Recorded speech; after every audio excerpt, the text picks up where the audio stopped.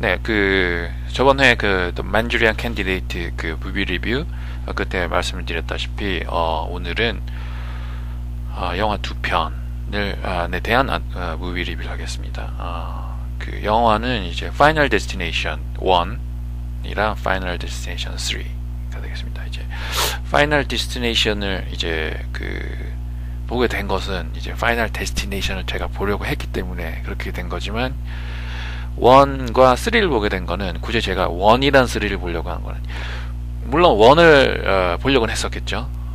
1부터 봐야 되니까. 그러니까 이제 2를 스킵하고 이제 3를 보게 된 거는 이제 2가 없었기 때문에 라스 크루세스 시립 도서관에 이제 파이널 데스티네이션 2가 없더라고요. 3만 있었길래 그냥 3를 보게 됐습니다.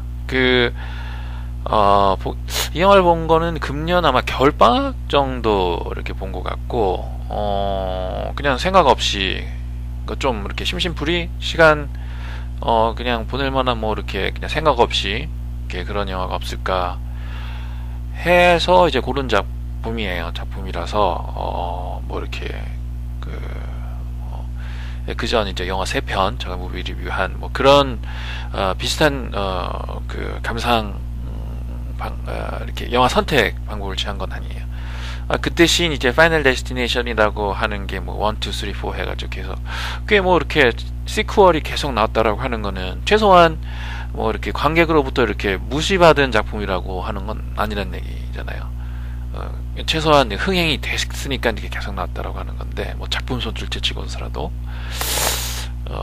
그래서 이제 좀 회자가 좀 됐었던 것 같아요. 좀 파이널 데스티네이션 이렇게 비디오 가게라든지 DVD 가게라든지 이렇게 봤을 때 그래서 이제 파이널 데스티네이션에 대해서는 알고 있었고 조금 얼핏 줄거리 같은 걸 들었을 경우에 조금 흥미가 갔어요.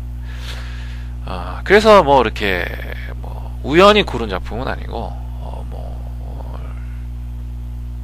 그래도 좀 이렇게 좀 한번 볼까라고 하는 생각은 좀 있었다라고 하는 거 그래서 보게 됐습니다. 공포 영화는 사실 나이가 좀 들어서는 많이 흥미가 없어졌어요. 제가 공포 영화는 많이 흥미가 없어졌는데 사실 제가 한 10대부터 20대까지는 굉장히 좋아했었던 장르입니다. 공포 영화가. 공포 영화 쪽으로 이제 들어간 계기는 왜냐하면 좀 계기를 얘기를 좀 해야 되겠어요. 왜냐면 공포를 좋아한다라고 하면은 다소 좀 부정적인 시각으로 볼 수도 있거든요. 왜냐면 공포 영화라고 하는 게 에서 묘사되어지는 여러 가지 면이 그렇게 사람을 이렇게 유쾌하게 만드는 것들은 아니잖아요. 그러면 이제 불쾌하게 만드는 어떤 그런 요소를 가진 어떤 영화 장르를 이렇게 깊이 좋아하고 사랑했다라고 하면은 좀 이렇게 취향이 좀 이상하고 정신이 좀 이상하고 이렇게 생각할 오해도 있을까 해서 물론 그것을 오해를 풀기 위해서 이렇게 설명을 드리는 건 아니고 나름대로의 어떤 계기라고 하는 게 좀 있었기 때문에 이제 말씀드린 겁니다. 제가 어떤 백그라운드가 이렇게 국적은 계속 한국 사람이었지만 제가 태어난 곳이 일본이고 우리 아버지도 일본은 태생이에요. 그래서 이제 일본을 제2의 고향처럼 이렇게 태어나고 인생의 어떤 첫 어떤 스테이지를 일본에서 지냈고 그리고 이제 그 이후에도 계속 우리가 왔다 갔다 이렇게 했기 때문에 어떤 90년대 90년대 초반까지 굉장히 많이 차이가 많이 났었잖아요. 한국이랑 일본이라고 하는 어떤 문화적 어떤 수준 차이가 굉장히 많이 났었는데 이제 일본은 그 당시만 해도 굉장히 수준이 높았다고요. 어떤 면에서 알고 있었냐면 70년대 60년대 비틀즈가 항상 인기가 있을 당시 우리 비틀즈가 일본 공연을 했었고 딥퍼플 1972년 공연 앨범 유명하잖아요. 그게 도쿄 라이브거든요. 그러니까 라이브라든지 이렇게 음악이라든지 영화 이런 거가 이제 보편화되고 이제 사람들이 이제 어떤 여가 생활을 이렇게 즐기는데 그런 거를 이용하기 시작한 어떤 그런 역사가 한국은 어떻게 보면은 이제 90년대거든요. 80년대만 해도 전면 잘 개방이 안 됐었어요. 사실 영화가 한 90년대부터 많이 들어왔었던 것 같아요. 여러 장르의 영화가 근데 이제 한국은 80년대까지만 해도 뭐 그런 게 없었기 때문에 그런 어떤 그 영화라든지 뭐 콘서트라든지 어떤 그 시각 매체, 뭐 음성 매체 이런 것이 그 여가의 어떤 한 활동으로서 굉장히 보편화된 거 존재했었던 거야. 우리나라에서도 뭐 이렇게 뭐 50년대 뭐 이렇게 되겠지만 보편화된 건 저는 90년대로 알고 있는데 일본은 이미 한 50년대, 60년대부터 그런 것이 보편했었다라고 하는 거예요. 그럼 이제 그런 나라에서 그 계속 그 교육도 받고 대학도 나오고 직장을 가졌었던 그 아버지 밑에 있었고, 그러고 이제 일본 그런 나라를 왔다 갔다 이렇게 한 이유로 해서 굉장히 이제 앞서간 어떤 그 여러 가지 어떤 문화적 영향을 많이 받았던 것 같아요. 이제 그런 것 중에 그런 것이 아무래도 제가 청소년이가 어렸기 때문에 이제 영어랑 이제 그 뭐 팝송, 락 뭐 이런 쪽이 되는데 지금 이제 무비 리뷰라서 이제 영화 쪽 얘기를 하자면은 그런 어떤 이렇게 정보 이런 걸 계속 제가 이렇게 접하면서 그 관심을 가지게 된 어떤 장르가 사실은 제일 처음은 공포 영화가 아니라 이 사이언스 SF에서 SF, 그러니까 SF 영화를 제가 그 단순히 그 이렇게 좋아했던 게 아니라 일본은 이제 그 80년대 정도부터 이제 SFX 그 특수 촬영 있잖아요. 그 당시에는 아직 그 컴퓨터 그래픽이라고 하는 게 이제 그 보편화된 상황은 아니었기 때문에 여러 가지 그 다소 이제 클래식한 방법을 많이 썼었죠. 그런 SFX 시대인데 그런 SFX라고 하는 특수, 그러니까 어떤 그 우주선이라든지 어떤 미래의 어떤 그런 거라든지 어떤 그런 거라든지 우리가 이렇게 현실적으로 이렇게 묘사 못하는 거를 영화적으로는 가능하잖아. 그런 것을 가능하게 한 어떤 기술이 SFX라고 하거든요. 그게 SFX인데 그게 스페셜 이펙트죠. 스페셜 이펙트라고 하는 거를 이제 그 어브레비에이션 이렇게 짧게 하다 보니까 이게 미국에서 이제 그 스페셜 이펙트를 담당하는 사람들, 이제 기술자들 사이에 그것을 짤막하게 표현하는 수단으로서 이제 SFX 이런 식으로 얘기를 했었던 거예요. 그래서 이제 FX라는 영화도 있잖아요. 80년대에 나왔었던 영화. 근데 이제 SFX라고 하는 어떤 그런 어떤 표현이라든지 SFX로 대변되는 어떤 구시대의 어떤 그 특수 촬영 기법이라고 하는 게 이제 컴퓨터 그래픽이 나오면서 많이 퇴색이 됐죠. 많이 없어졌죠. 근데 여전히 그 옵티컬한 처리 같은 거, 컴퓨터 그래픽이 아니라 이제 사람이랑 이제 그 컴퓨터라든지 뒷배경을 이제 합성을 한다라고 했을 경우에는 여전히 그 옵티컬 프린터 뭐 이런 걸 쓰는 것 같더라. 그게 여전히 그 옛날 방식으로 쓰는지 지금 하는 방식으로 쓰는지 모르겠지만은 그걸 계속 쓴다는 걸 이렇게 아는 게 이제 그 요즘 특수 촬영하는 어떤 그런 이 비하인드 스토리 뭐 그런 걸 봐서라도 이렇게 배역이 이제 블루 스크린 앞에서 봤다는 거 보이고 그게 그 옵티컬 프린팅이거든요.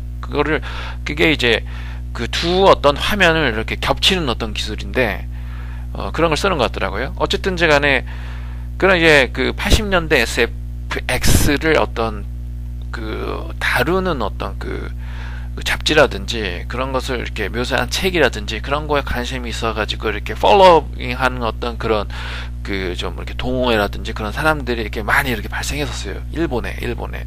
근데 그런 거를 제가 이렇게 멀리나마 좀 동참을 해서 그런 거에 굉장히 관심이 갔었거든요. 그런 의미에서 이제 SF 영화를 굉장히 좋아했고요. 뭐 책도 좀 이렇게 사고 이렇게 관심 있게 이렇게 책 같은 거 읽으면서 뭐 그 당시에 어떤 테크닉 같은 거 많이 좀 이렇게 지식도 쌓고 그랬었는데 10대 때요. 10대 때.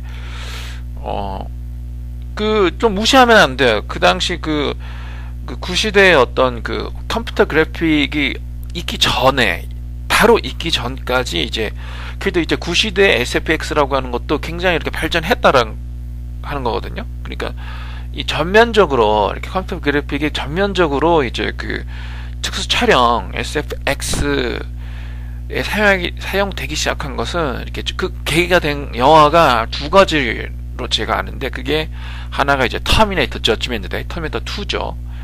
그거랑 이제 또 하나가 이제 그 주라식 파크거든요. 이제 그 전에도 이제 그 뭐 트론 뭐 이런 영화 그 이번에도 이제 리메이크가 뭐 시퀄이죠. 리메이크라기보다 시퀄이나 어떤 그 첫 번째 작품이 1983년 작품. 그러니까 컴퓨터 그래픽이라고 하는 게 또 이렇게 그 그 특수 촬영의 기술로서 이렇게 만들어지기 시작한 것도 그 오래된단 말이에요. 80년대 초반부터 그게 있었으니까. 근데 이제 그 테이킹 오버 한 거, 소위 말해서 컴퓨터 그래픽이 완전히 이제 테이킹 오버 하기 시작한 어떤 시점은 저는 이제 90년대 초반으로 본다. 그러니까 주라식 파크라든지 이제 터미네이터 2가 나왔을 경우. 그러면 이제 그 전에는 컴퓨터 그래픽이 물론 되긴 했었지만 그런 게 주는 아니고 이제 클래식한 어떤 SFX가 많이 사용한 어떤 그 시점으로 보는데, 그 이제 테이킹 오버 이렇게 당하는 어떤 그 시점에 어떤 그 클래식한 어떤 SFX 기술이라고 하는 것도 상당히 발전했더라고 하는 거예요. 그 당시 그런 어떤 구시대 SFX로 이제 표현되는 어떤 그 영상이라고 하는 것이 만만치가 않다라고 하는 건 사실.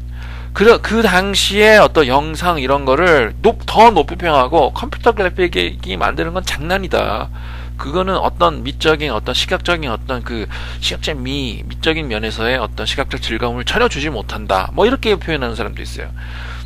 이제 그런 어떤 굉장히 그 클래식 SFX가 발전돼서 어떤 그 궁극에 간 어떤 작품이라고 하는 게 어떤 게 있냐면은 브레이드 러너라고 하는 그 브레이드 러너거든요. 사실 1982년 작품이에요. 그게 그거를 담당한 이렇게 SFX를 담당한 그 사람이 그러니까 그 슈퍼바이저죠. SFX 슈퍼바이저가 누구냐면은 전설적인 더글러스 트럼블이거든요. 그 사람이 표현한 브레이드 러너에서 표현한 그 2019년의 LA의 그 모습이라고 하는 거라든지 그 스카이스크레이퍼 그 빌딩 사이로 그 자동차가 나르는 그 모습, 그런 것을 이렇게 표현한 그 영상을 봤을 경우에는 놀랐거든요, 사실. 근데 그런 컴퓨터 그래픽을 전혀 사용을 안 한 거예요. 그러니까 그게 무시 못 한다고요. 그 당시 SFX라고 하는 것도. 그 예를 들어서 이제 뭐 스타워즈 같은 경우에 그 1, 2, 3, 그 제다 뉴 호프부터 1977년에 뉴 호프, 그러니까 1980년에 엠파이어 스트라이크스 백, 그러고 세 번째 작품, 그리고 그 전체적으로 봤을 경우에는 6번째 작품이죠. 그 리턴 오브 제다이. 그런 것들도 다 이렇게 그 컴퓨터 그래픽을 전혀 이렇게 사용하지 않는 당시에 어떤 만들어진 그 영상이지만은 지금 와서도 굉장하단 말이에요. 그러니까 그런 거는 무시 못 한다라고 하는 거. 어쨌든 그 SFX 뭐 이런 거에 대해서 굉장히 제가 그 관심이 가져가지고 뭐 이렇게 크면은 감독이 돼가지고 이렇게 공상과학 영화 같은 것도 만들고 싶다. 뭐 이런 생각도 굉장히 많이 했었고, 그렇게 좋아하고 SF 영화를 이렇게 좋아하다 보니까 이렇게 자연스럽게 이렇게 넘어가게 되더라고요. 그 어떤 그 약간 호러적인 어떤 쪽으로 넘어가게 되더라고요.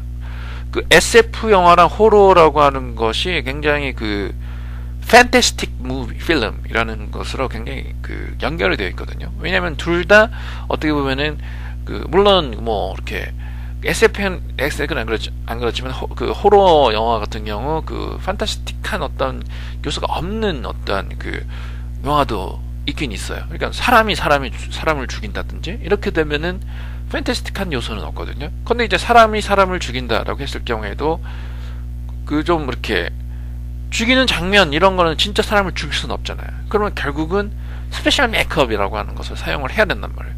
유명한 사람이 이제 톰 사비인이라든지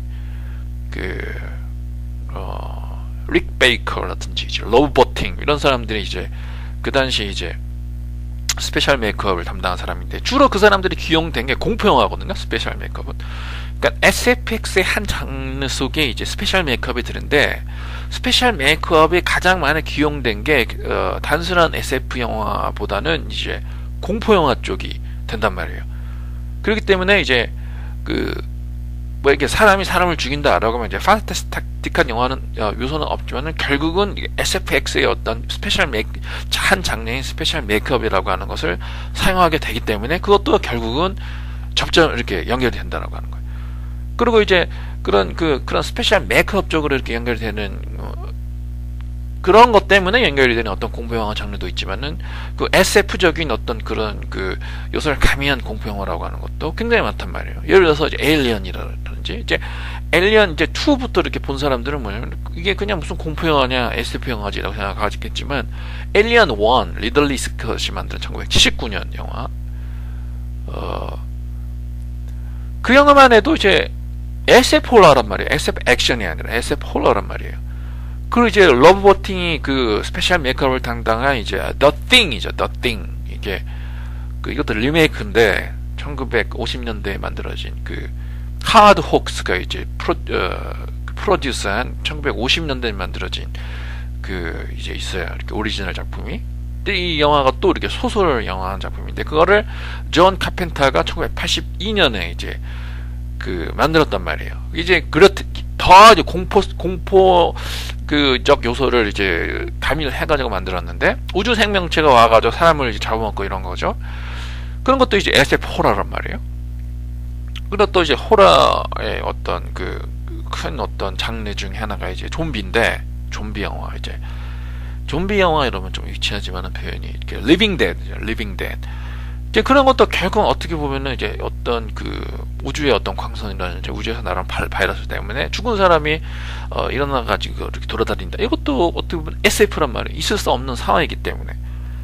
그죠. 그런 어떤 그 만들어진 어떤 걸작들이 뭐냐면 이제 조지 A. 로메로의 나이트 오브 리빙 데드라든지 다운 오브 데드라든지 이제 데이 오브 데드 이제 그 조지 A. 로메로 리빙 데드의 3부작.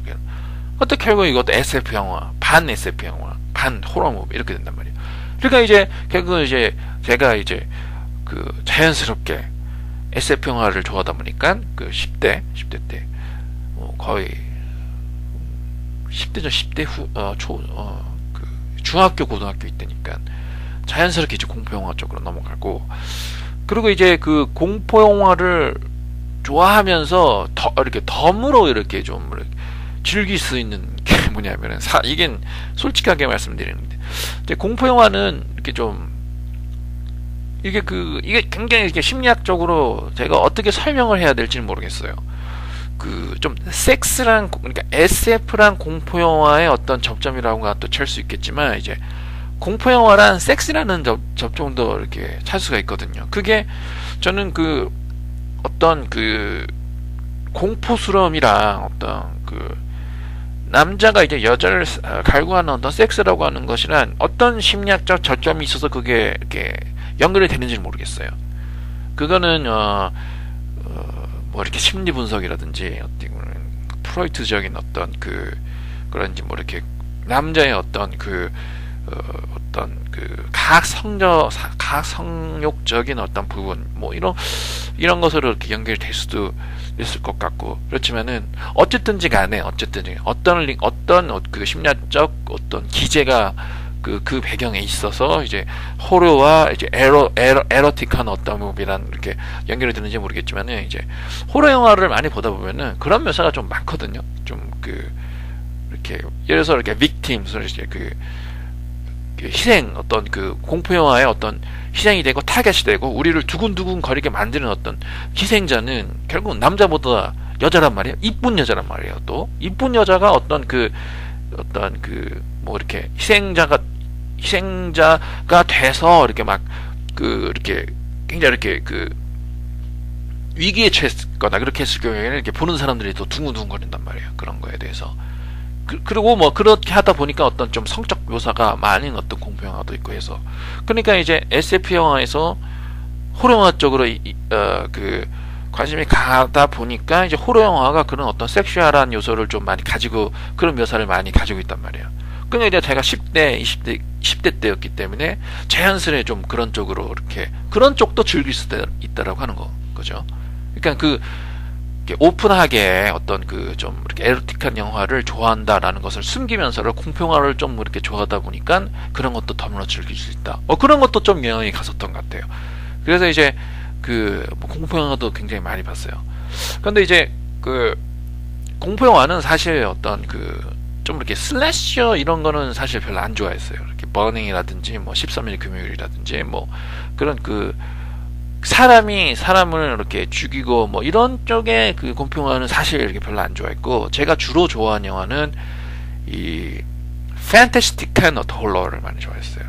왜냐하면 판타스틱한 홀러를 보면은 이 SFX가 많이 나오거든요. 특수 촬영 같은 거 이렇게 변하는 장면이라든지 이렇게 괴물이 이렇게 나와가지고 그것들 이렇게 유치한 괴물이 나오면은 그게 B급 영화가 되겠지만은 한 80년대 정도만 해도 이제 굉장히 이렇게 발전이 돼서 그런 그 촬영 기법 같은 게 재밌단 말이에요. 그런 거 보면 이렇게 괴물이 변하는 모습이라든지 어떤 인간이 괴물로 변해가서 이렇게 확 그렇게 되는 거. 그런 뭐 이렇게 예를 들자면 이제 The Thing이죠. The Thing 이제 아까도 좀 말씀드린 어떤 존 카펜터 감독의. 그래서 이제 어쨌든 그런 공포 영화를 굉장히 많이 좋아하고 이렇게 그게 많이 오래 갔던 것 같아요. 10대부터 20대. 근데 이제 이렇게 사회생활을 하고 이렇게 하다 보니까 이제 이렇게 판타스틱한 영화, 물론 저도 이게 판타스틱한 영화 중에 어떤 몇 작품을 저도가 지금 생각해서 나의 페이보릿 무비다, 필름이다라고 하는 작품들이 있긴 있지만 이제 사회나하고 회사 생활을 하고 이렇게 하다 보니까 약간 판타스틱한 필름에서 약간 사실적인 영화의 어떤 관심 쪽으로 변하게 되더라고요. 그래서 이제 뭐 공포 영화 이런 거는 많이가 안 보는데 가끔가다 이제 또 그런 이렇게 심심하고 이렇게 했을 경우에는 이제 공포 영화를 또 찾게 되더라고요. 뭐 그런 식으로 돼서 이제 뭐 파이널 데스티네이션 이런 걸 좀 뭐 이렇게 뭐 심심풀이 어떤 그런 땅콩 뭐 영화 뭐 이런 것으로 이번에도 고른 것 같습니다. 제가 SF 영화랑 뭐 그런 공포 영화 이런 거에 대해서는 다소 제가 감히 말씀드렸는데 이렇게 지식이 좀 있기 때문에 뭐 이런 얘기는 전형력 있잖아요. 가수이자 배우. 이 사람이 무슨 공포 영화 뭐 이렇게 수집해가지고 뭐 이렇게 전문가다 뭐 이런 얘기 하는데 좀 이렇게 모르겠어요. 그 사람이 어느 정도까지 지식이 있는지 모르겠지만은 저도 그렇습니다. 저도 이렇게 만만치 않을 정도로 그런 쪽은 이렇게 좀 뭐 이렇게 좀 자기의 어떤 어떤 이렇게 자기 나름대로 이렇게 쌓아놓은 어떤 지식이라든지 어떤 여러 가지 많이 생각해 놓은 어떤 생각이라는 게 많으니까 그런 거는 차츰 제가 밝히기로 하겠습니다. 네. 저의 어떤 예전 백그라운드 뭐 이런 거를 파이널 데스티네이션 이거는 제가 보기에 봤더니 궁금해서 왔는데 이렇게 영화적으로는 별로 재미없었어요. 재미없었고 재미없다는 거는 제가 순전히 이렇게 오락 작품으로서의 평가의 기준으로 봐서도 별로 이렇게 잘된 작품이라고 안 봤어요. 파이널 데스티네이션 1 같은 경우에는 2000년도 영화임에도 불구하고 뭐 연출이라든지 돈이 없었는지 모르겠지만 이렇게 제작을 하는데 뭐 이렇게 90년대 초반 뭐 영화인가 뭐 싶을 정도의 어떤 그런 장면들도 있었고 그리고 이제 뭐 황당무계하고요. 그래서 저는 몇 번 말씀드렸지만은 이 영화를 평가하는 기준이 재미거든요. 사실 재미라고 하는 게 뭐냐면은 어떤 때리고 부수고 뭐 이런 재미가 아니라 영화를 몰두하게 만드는 어떤 흡입력이라고 하는 거 그런 걸 제가 재미라고 부르는데 그런 게 없더라고요. 그런 게 없더라고요. 그러니까 뭐 이렇게 좀 황당하고 유치하고 뭐 이런 식으로 봤어요. 뭐 1이나 3나 근데 이제 원이 좀 이렇게 흥행적으로 성공을 했겠죠. 그러니까 제가 보기에는 거의 이렇게 4 정도까지 이렇게 4, 5 뭐 이 정도까지 거의 나온 것 같아요. 그러니까 뭐 이렇게 완전히 관객으로부터 무시를 당했다면 그게 나왔겠어요? 흥행을 했는데 이제 파이널 데스티네이션 이 영화는 타겟 어떤 관객이 제가 보기에는 고등학생 정도. 그래서 이 배경이 나오는 주인공들도 이제 고등학생이고요. 그리고 이제 학교 뭐 이런 것도 많이 나오고. 그리고 이제 미국 같은 경우에는 이 섹스 뭐 이런 거에는 굉장히 리스트렉션이 유럽 이런 데에 비해서는 강한데 이제 공포 영화 이런 거에 관해서는 좀 이렇게 조금 루스한 경향이 있는 것 같더라고요.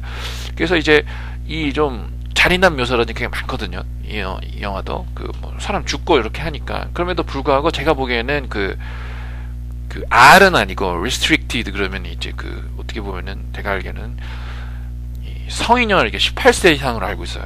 미국 같은 경우에는 그런 건 아니고 한 PG-13 이 정도 영화인 것 같고 이제 고등학생을 타겟으로 한 영화고요.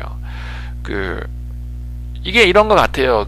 이런 종류의 공포 영화가 이제 R을 이렇게 받지 않을 수 있었던 이유가, 예를 들어서 이제 택시 드라이버, 로버트 디니로, 마르틴 스콜세지, 이 영화가 사실은 이제 그 R은 안 받았는데 이 R을 받을 뻔한 영화로 제가 알고 있어요. 그게 왜 그랬냐면 마지막 장면 때문에 그렇거든요. 이제 택시 그 트래비스, 로버트 디니로가 연기한 그 택시 드라이버 트래비스가 이제 매춘굴에 들어가서 거기 있는 사람을 이렇게 쏴 죽이는 그 장면, 그 하나 때문에 이제 R을 받을 뻔한 그 영화인데, 이게 근데 이제 왜 이제 파이널 데스티네이션은 이제 영화 전체에 걸쳐서 뭐 더한 장면은 나오고 뭐 이렇게 목 잘리고 뭐 이렇게 죽고 뭐 이렇게 그런 게 나오는데, 왜 이거는 그러면은 R을 안 받는가? 이게 왜냐면은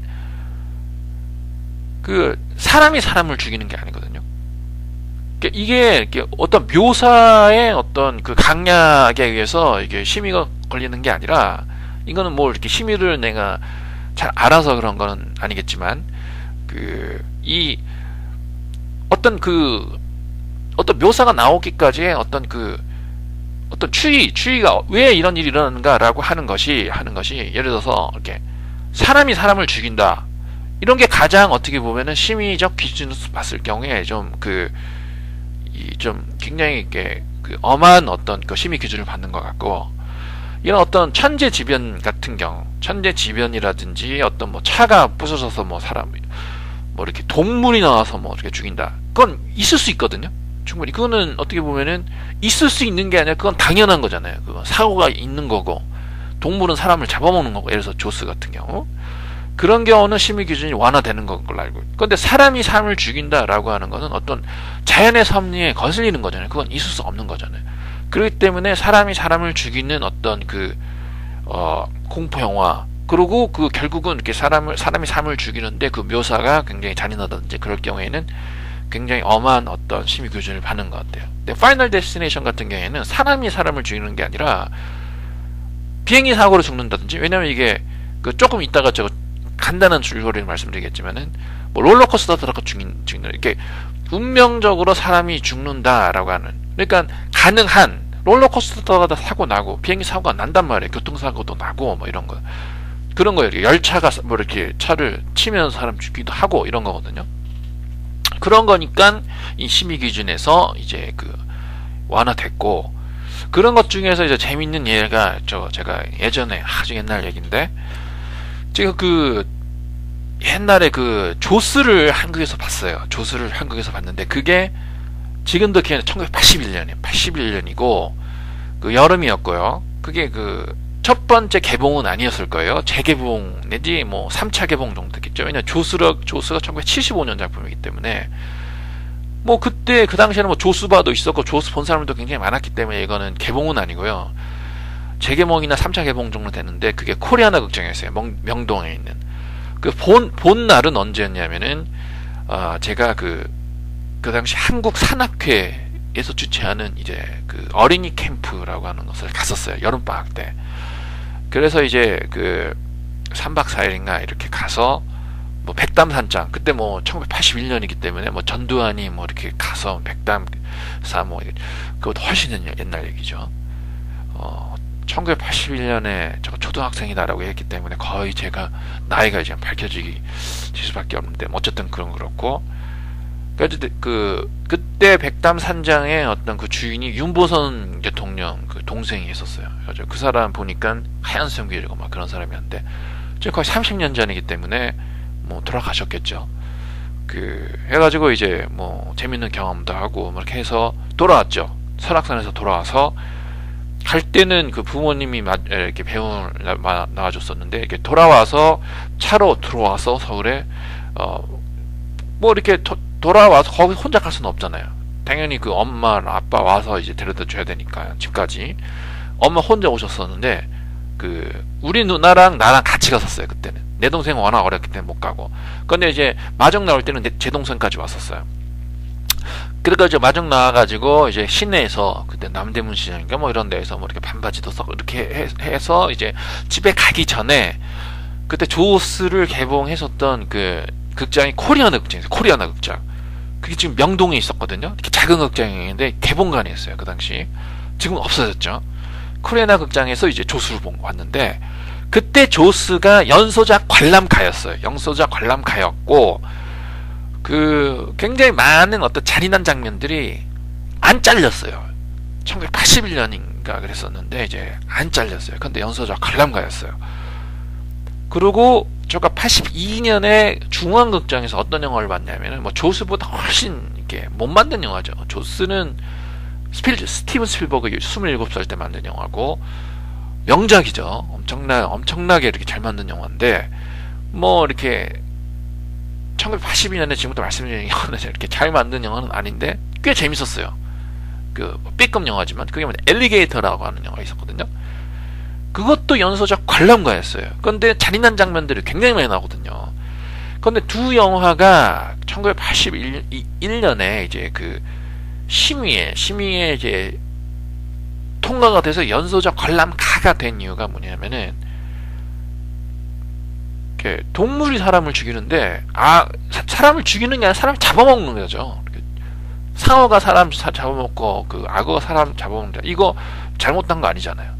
조스 입장에서 이제 악어 입장에서 잘못된 건가요? 그게 당연히 걔네들은 먹이를 보였겠지, 사람이. 그러니까 그런 기준에 이렇게 그 적용이 되는 것 같아요. 이렇게 자연적인 기준에서 봤을 경우에 어떤 그러한 묘사가 들어오기까지 어떤 이 어떤 그 추이가 어떤 자연의 섭리에 이렇게 맞아 들어갔을 경우에는 이렇게 심의의 기준에서 그 완화가 되고, 사람이 사람을 죽인다든지 그렇게 했을 경우에는 심의가 이렇게 엄격하게 그 적용이 된다라고 하는 것 같아요. 예를 들어서 이제 매드맥스 2, The Road Warrior, 그 멜 깁슨 나오고 조지 밀러 감독, 그 영화 같은 경우에는 사실은 지금 보면 아무것도 아닌 것 같지만은 심의를 통과를 못했어요. 한 80년 동안. 그건 내가 확실히 기억을 하고 있어요. 그게 킬러 맥스라고 하는 어떤 그 제목으로 해서 1980년대 중반 정도에 이렇게 스카라 극장에 갔을 때 그게 그 포스터까지 걸려 있었는데, 이게 포스터까지 걸려 있었다라고 하는 거는 이제 거의 수입하려고 해놨다라고 하는 거거든요. 근데 그게 끝내 개봉을 못했는데 나중에 어떤 잡지라든지 봤을 경우에는 그게 통과를 못했다라고 하더라고요. 왜냐하면 거기는 사람이 사람을 막 죽이거든요. SF 이렇게 판타스틱한 영화고, 지금 봤을 경우에는 아무것도 아닌 것 같지만 사람이 사람을 죽이거든요. 미친 사람들, 이렇게 나쁜 놈들 나와서 이제 사람이 사람을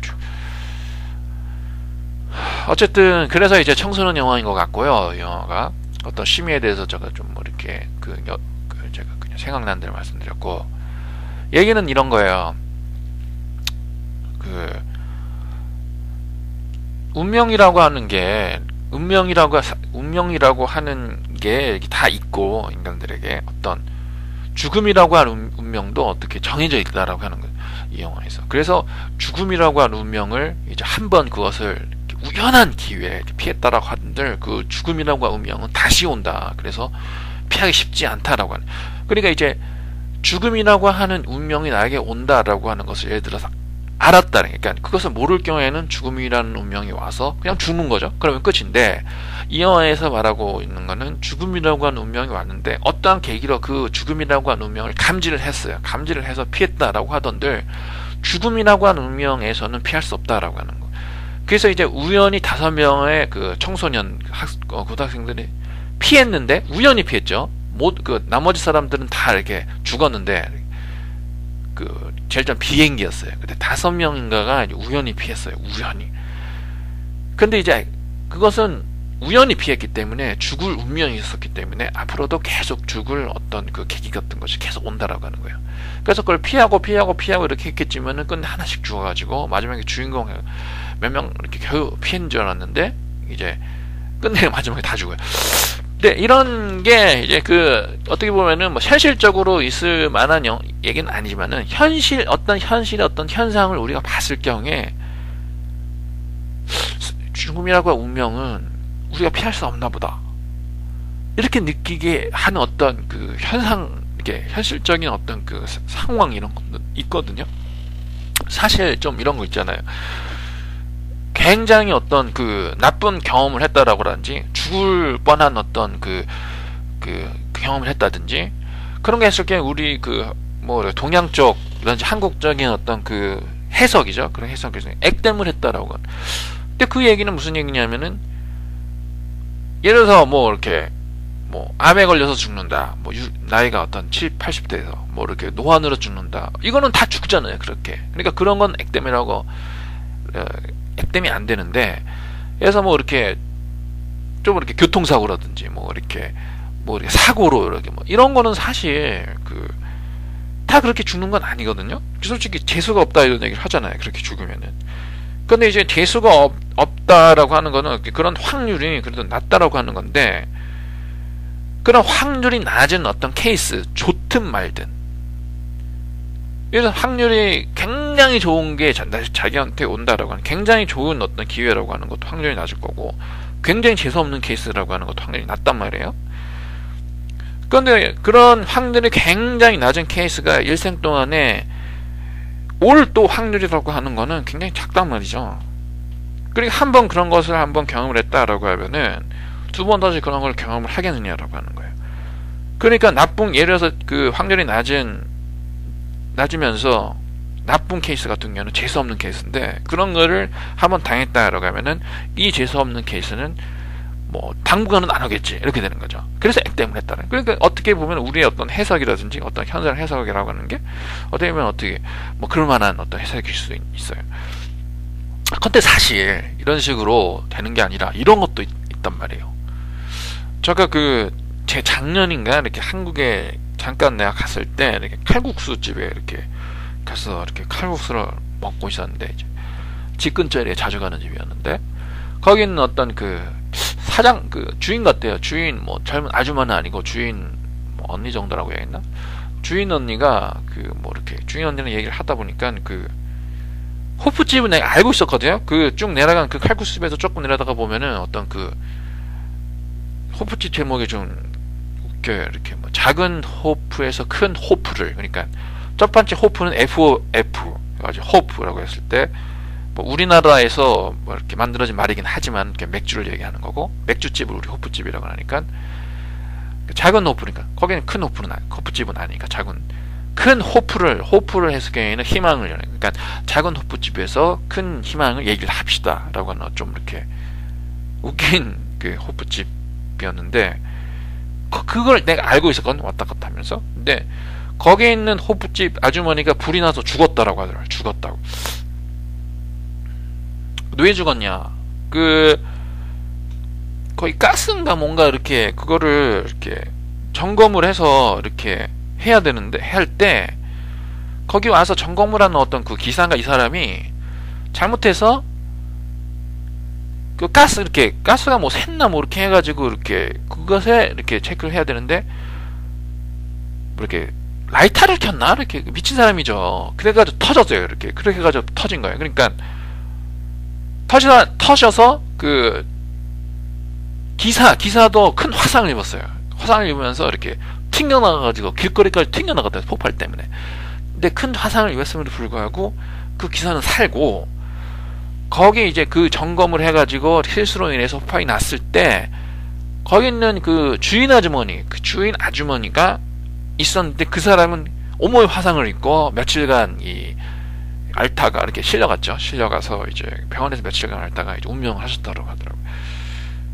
그런데 이제 운명을 하신 게 중요한 게 아니라, 그 아주머니가 사실은 화상을 또 입었었대요. 그 전에 무슨 호프집에서 불이 났나 어떻게 했나라고 해서 불이 나서 큰 화상을 입고, 그래도 이렇게 겨우겨우 회복이 돼서 이제 호프집 다시 운영을 하려고 뭐 이렇게 했었다라고 하더라고요. 근데 또 불이 나서 이번에는 화상을 입고 또 돌아가셨다라고 하는 건, 이게 어떻게 되느냐라고 하는 거예요. 왜 솔직히 이렇게 불이 나서 화상이 버려가지고 부상을 입는다라고 하는 어떤 확률 자체도 이렇게 높은 것도 아닌데, 얼마나 이 세상의 사람들이 그런 식으로 다쳤겠어요. 물론 그렇게 다친 사람이 있겠지만은 어떤 국민 이렇게 인구 뭐 이런 이렇게 확률로 보면 굉장히 이건 낮단 말이에요. 근데 결국은 이 아줌마는 굉장히 낮은 어떤 사고를 2번이나 당해서 결국 돌아가셨단 말이에요. 결국은 이런 현상을 우리가 봤을 경우에는 도대체 이 아줌마는 죽기로 되어 있었나, 불에 타서 죽기로 되어 있었나, 사실은 모르죠. 어떻게 됐는지는. 그냥 재수없는 케이스 수도 있겠지만 우리의 어떤 그 현상을 봐서 어떤 해석이라고 하는 거는 그런 어떤 황당한 케이스를 우리가 경험을 했을 경우에는 그 스토리를 이렇게 들었거나 경험했을 경우에는 그런 쪽으로까지 생각할 수가 있다라고 하는 거예요. 또 이 어떤 게 있냐면은 제가 어제 그건 제가 이렇게 접한 그 기사예요. 어제 접했어요, 진짜로. 이걸 뭐냐면은 제가 미국에 있으니까 이제 미국 뉴스를 인터넷에서 보다가 그 베트남에서 그 서전트니까 이렇게 하사관이죠, 하사관. 그 사람이 이제 2007년인가 8년인가 이제 바그다드에서 이제 그 업무를 보고 있을 때 자기가 몰고 가는 차가 이제 지뢰 그 이라크 거기 여기 있는 게릴라가 이렇게 이슬람 게릴라가 이제 매설되는 어떤 지뢰인지 부비 트랩인가 그거를 이렇게 딱 건드리는 바람에 폭발이 돼서 그 사람이 그 다리를 이제 다쳤어요. 그래서 오른다리는 거의 절단이 되고 왼다리는 그 거의 엉덩이 부분까지 절단이 돼서 이렇게 부상이 돼서 이제 죽을 뻔했는데 결국 살아서 이제 그 부상한 어떤 그 베테랑 뭐라 해야 되나 이게 용사죠. 어떻게 보면 용사 상위 용사로서 이제 돌아왔죠. 2000 해가지고 이제 2008년 2011년이면은 뭐 오래된 건 아니잖아요. 이 건강한 뭐 이런 그 젊은 어떤 그런 뭐 하사관 정도면 청년은 아니겠지만은 어떤 그 젊은 어떤 그런 건강한 사람에서 이제 다리가 없는 어떤 그런 그 장애인이 됐으니까 그거를 리하빌리테이션을 해야 되겠죠. 일단 뭐 부상이라든지 뭐 이런 거를 일단 치료를 해야 되겠고, 이제 끝나서라도 어떻게 그걸 휠체어를 어떻게 이렇게 하느냐, 이렇게 뭐 이렇게 목발 짚고 어떻게 하느냐, 뭐 차를 오라갈 때는 어떻게 이런 것도 뭐 몇 년 걸릴 거고, 또 이 적응 뭐 그리고 20몇 년 뭐 이렇게 해서 건강한 몸으로 했다가 다시가 아니라 이제 뭐 이렇게 장애인이 돼서 이렇게 하는 어떤 그런 생활, 그런 거를 적응하려면 또 정신적인 또 이렇게 준비를 해야 되잖아요. 그게 뭐 몇 년에 끝나는 게 아니라 뭐 걸리겠죠, 많이. 다시 일어나서 다시 어떤 건강하고 생산적인 어떤 시민으로서 이렇게 사회 복귀를 해야 되는데, 이 사람이 얼마 됐다고 그게 2008년인가 전 이렇게 돌아와서 이렇게 복귀를 한 거라, 사회 복귀를 한 걸로 2008년. 그러면 한 3년 지나면 뉴스에 나온 거예요, 어제. 어떤 일이 있었냐면 그 사람이 죽었어요, 또. 그게 뭐냐면은 황당한 게 뭐냐면 뉴욕에 가족이란가 뭐 모르겠어요, 친구랑 이렇게 미국 사람은 워낙 좋아하거든요. 이렇게 어뮤즈먼트 파크라고 해요. 이제 놀이동 공사는 어른들도 좋아해요.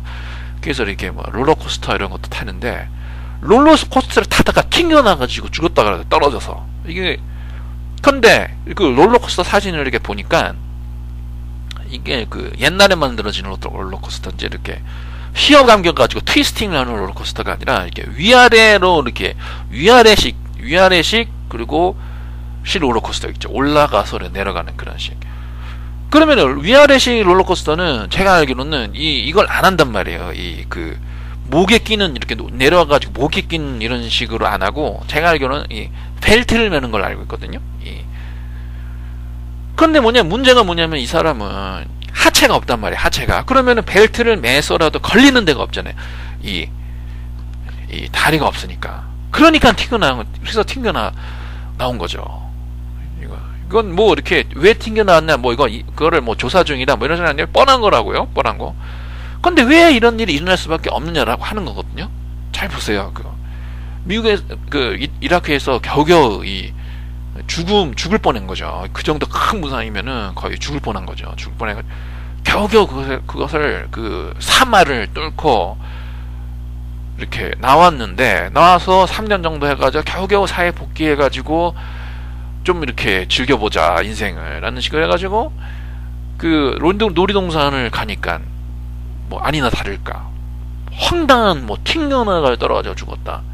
자, 그러니까 이제 파이널 데스티네이션 얘기를 하는 어떤 죽음을 비껴나갈 수가 없다라고 하는 게 이제 액땜이라고 하는 어떤 그런 사고방식으로 현상을 우리가 해석을 했을 경우에는 좀 말이 안 되는 것 같지만은, 이런 좀 황당한 케이스, 그 재수 없는 게 계속 일어나 가지고 끝내 뭐 이렇게 사망을 했다라든지 죽었다라든지 이런 것을 봤을 경우에는, 야, 이 그 부정적인 운명이라고 하는 것은 계속 사람에게 달라붙어 가지고 사람을 죽음에 이르거나 판멸을 일으키게 할 수도 있나 보다라는 어떤 우리의 어떤 그 나름대로 어떤 해석, 이런 해석을 불러일으킬 수도 있다라고 하는 거예요.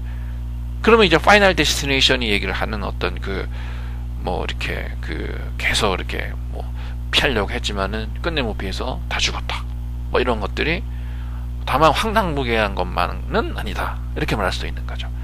네, 어쨌든 영화는 재미가 없었어요. 재미가 없었고, 뭐 이렇게 뭘 얘기를 하나 뭐 이렇게 해가지고 뭐 그랬었는데, 어쨌든 그 어떤 생각이라든지 이런 거는 뭐 이렇게 그럴 만한 우리의 어떤 그 인생의 여러 현상에 대한 해석을 소재로 삼아가지고 영화를 만들었다라고 생각이 됩니다. 네, 평점 한 50점 정도 주고 싶네요. 50점 정도. 예. 그래서 공평하고 이제 무슨 청소년을 타겟으로 한 어떤 오락 작품이면은 최소한 그 몰입은 하게끔 만들어야죠. 몰입은. 근데 몰입도 못 만들고 뭐 이렇게 봐서도 좀 이렇게 왜 이렇게 재미없나 뭐 이런 생각을 가지게끔 했으니 한 50점 정도밖에 50 정도밖에 줄 수 없네요. 네, 이 정도로 하고요. 오늘 뭐